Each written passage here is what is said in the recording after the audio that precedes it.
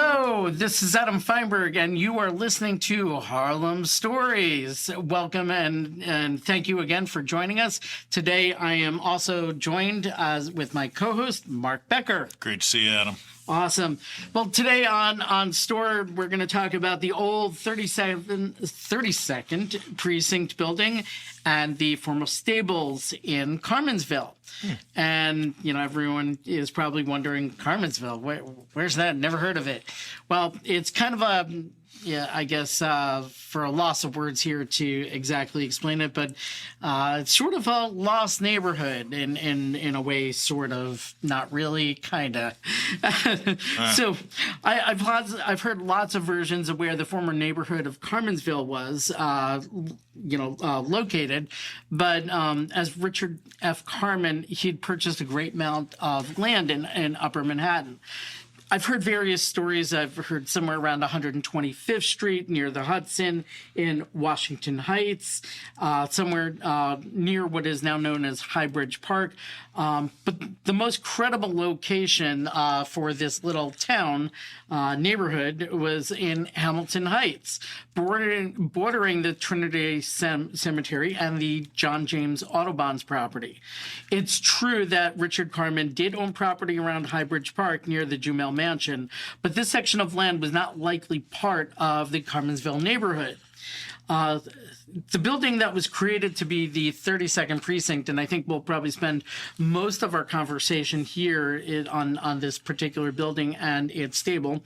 The building was created for the 32nd Precinct, was located at 1854 Amsterdam Avenue, which is today at 152nd and Amsterdam. Its jail and horse stables were officially recognized to be the center of the village of Carmansville. The former 32nd Precinct building is an individual landmark of New York City. The playground across the street from the 32nd Precinct, which is now the 30th Precinct, named the Carmansville Playground, and includes the basketball courts, best known as the Battlegrounds. The Battlegrounds were where basketball legends like Kareem Abdul-Jabbar learned to play. Even if you were a professional basketball player and you participated in a game at the Battlegrounds, you were expected to give it your all, one of the hardest non-pro games a player could participate in. The village of Carmansville was founded in or around 1840. Richard F. Carman was a poor boy who grew up making packing boxes for merchants. He moved up through the ranks over time from carpenter to builder, and due to the Great Fire of 1835, he moved up the ranks to contractor to real estate speculator. We know that Carman was buying land in Upper Manhattan as early as 1836, shortly before John James Audubon purchased a large tract, an area now known as the Audubon Historic District. And we've actually had an episode on the Audubon Historic District. Carman purchased roughly 23 acres of land between Amsterdam and 12th Avenue and 153rd and 155th Street, which he sold to Trinity Church for their new cemetery. By the 1860s, Audubon's widow had subdivided her property into a development of country seats, sharing in the rural pleasures of a broad woodland stretch along the river. Audubon Park, as it was known as a wealthy middle-class enclave of substantial freestanding houses in a picturesque landscape setting. Some of the houses were best known as best used as summer retreats, but the majority of the homes were commuters who traveled to the city. I mean, imagine, traveling to the city. You are in the city today. But they traveled to the city proper via the Hudson River Railway, which had its Carmansville station at the foot of 152nd Street. While the station is long gone, Amtrak still has trains that run upstate along the Hudson, likely close or to around that same location.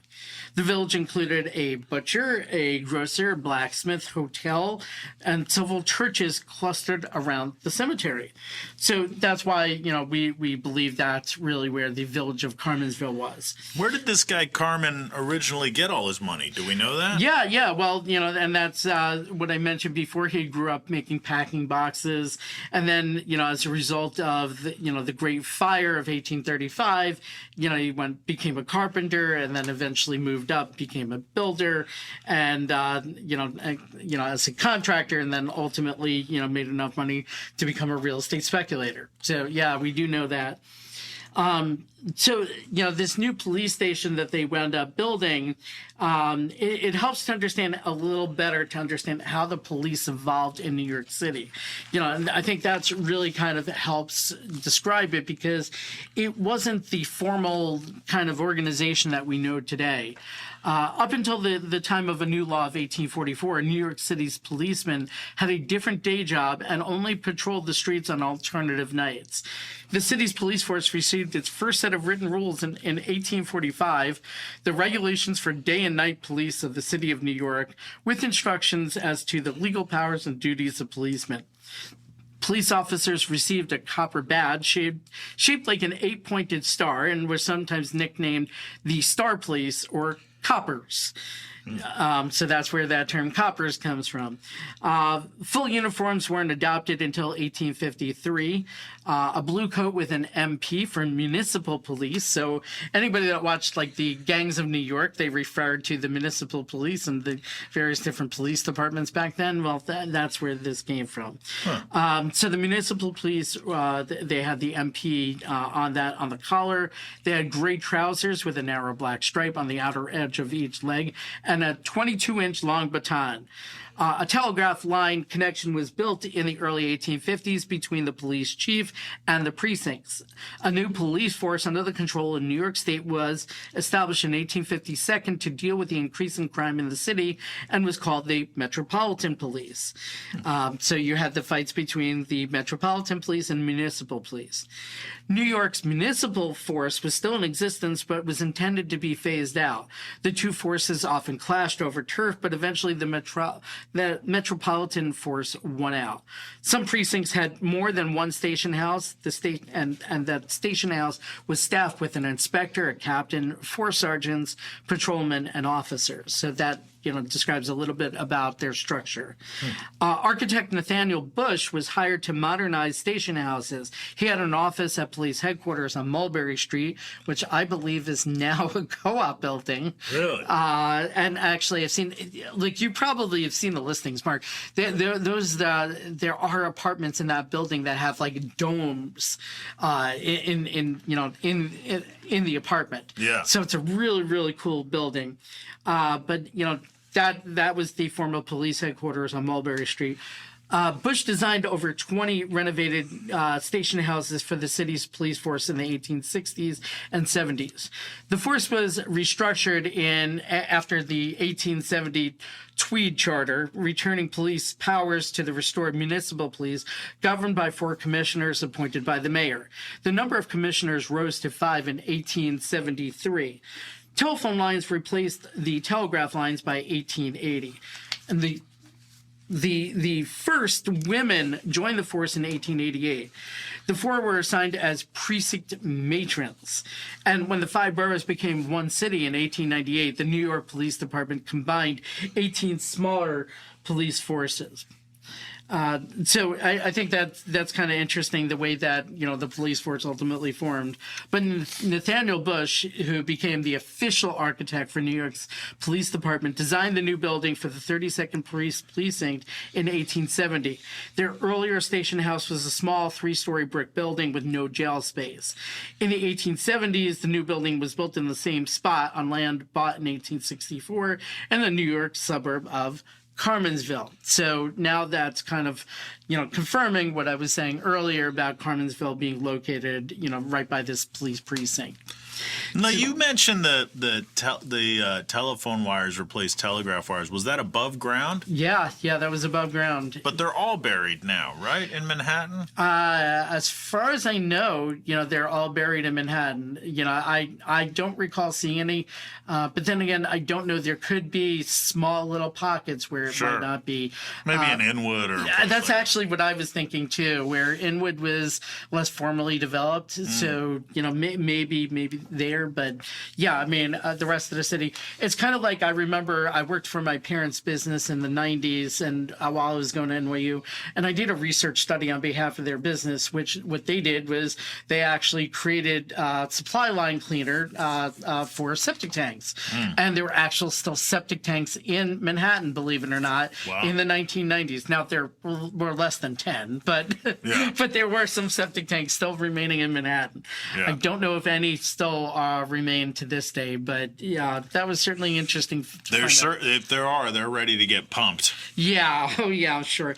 I can imagine maybe in like some of these museum grounds or something like that. You know, maybe that's like the case, like the farmhouse in Inwood, things like that. I could see that as a possibility. But going back to the new building, the new police building, the Nathaniel Bush was building this out. A full basement was now created as a result. It was surrounded now by a wrought iron fence, and the lanterns that once flanked the doorways and decorative urns atop the cast iron cornice have since been removed. Makes sense. Over the years, a lot had changed. Wow. There are central pavilions in the upper story of the mansard roof, flanked by metal petriment windows. The new building for the 32nd Precinct was finished in 1872 and included a brick stable for the 14 horses and jail space.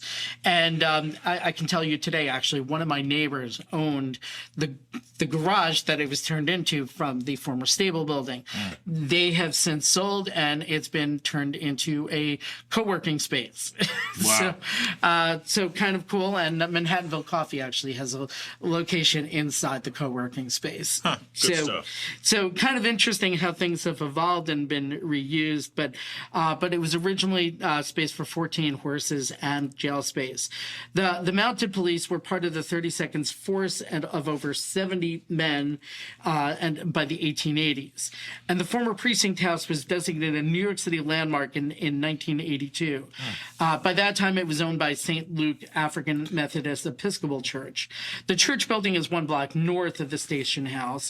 But by 2006, the former precinct was being used by the church for the self-help program, and the church rents out space in the building for medical offices. I know I've also seen a nonprofit group there over the years as well. The main building, it didn't contain a jail, a reflection of the suburban serenity of the area. Indeed, there was so little crime that a contemporary description of this section of Manhattan makes the surprising criticism that may all seem peaceful and rural enough, but in the shadow of the mossy hillocks, the eye may occasionally detect the intrusive uniform of the Metropolitan Police. The new jail building had also lodging space for vagrants, the 19th century solution for sheltering New York's homeless. So, interestingly enough, the first story contains the office, the captain and sergeant's sleeping apartments, each with full bathrooms, so that was interesting. And the men's sitting room, where the second and third floors are occupied by two large sleeping rooms, fully furnished with closets for the different sections of the platoons and two small dormitories for their roundsmen. The fourth floor is an immense drill room, and the rear of the lot in each case is covered by a smaller building. What's a drill room? I guess where they're practicing like police drills and. So it's not where they keep their drills. No, I don't think so. The upper floors, which are divided into two components for the reception for male and female lodgers, and the lower portion into cells for the prisoners. Now, the next part I want to mention over here, this is not my language. This was what was used previously and considered now. Are you going to be a potty mouth? I'm not going to be a potty mouth, but I am going to be politically incorrect because this is the language that Let me put my helmet on. Yeah. As the neighborhood developed, there was a juvenile asylum, a school for the blind, and another for the deaf and dumb. So yeah, definitely not politically correct in today's world, but this is as it was labeled back then. And as well for the homeschool for sailors' children of all things, I guess because they were on the Hudson. Wow. So there were a few factories, including a sugar refinery and an ironworks. And most notably right there is the Joseph Lawton Company building, which still stands today, just south of the station house, originally manufactured silk ribbon and had approximately somewhere in the neighborhood of about 600 employees by the early 1890s. And they were actually massive. I mean, not just the 600 employees, which was massive for that time, but they were one of the largest silk ribbon manufacturers in the nation and in the world. So, pretty significant. So now this is where it kind of starts getting a little bit more interesting, though, and a little bit more controversial. The precinct was in operation during the Boss Tweed era, and I know there's some scandalous stories out there relating to the 32nd precinct back in the day. As the stately station house, which the New York Times termed handsome, was rising, precinct captain Ellison Wilson's chief clerk, Seth C. Hawley, recognized an opportunity. He ordered the builders to work alternatively on erecting the station house and adding an addition to his own home. Wow, that's quite illegal. All at the expense of the police department. When the house was finished, a former painter-turned-policeman, Officer Gray, was posted for 3 months at Hawley's residence painting. So, gapped at the new station house went even further. Captain Wilson, seeing the commodious accommodations of the new stable, he bought his own 4 horses from his private stable to be boarded there. And while the horses received free feed at the city's expense, he rented out the paddocks of his own stable for $30 a month per horse. So, that's a pretty Pat's $1 a day. Yeah, seriously, and that was a lot of money. That was like an entire day's earnings for some people during that period. So Chief Clerk Hawley bought 3 of his horses to the precinct stables as well, and a cow. Holy cow!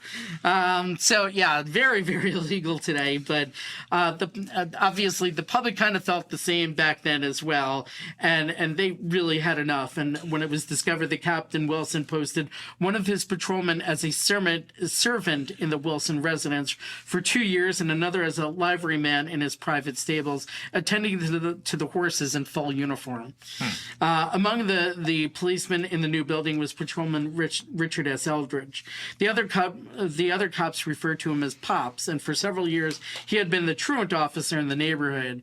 In January 1885, Pops Eldridge was reassigned to regular patrol duty, and he had requested instead to be granted retirement. On January 24th, the 87-year-old policeman retired, believed to have been the oldest policeman in the United States. Not shocking, especially. How old was he? 87. And obviously he was, on payroll, basically, for no real legitimate reason, but he was on the payroll. So it gives you a little sense of it.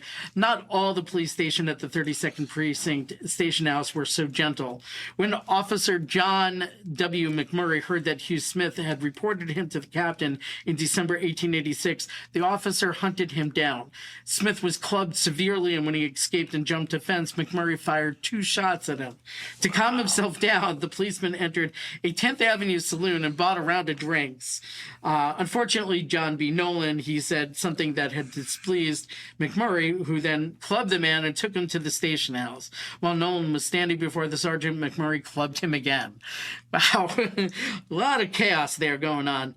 Another officer, John Mara, sent word to the station house on January 3rd, 1888, that he was sick. Someone else would have to take up his spot. Captain Courtwright left to investigate. Sure enough, Mara had left his post at 115th Street and Courtwright and found him in a saloon, gloriously drunk.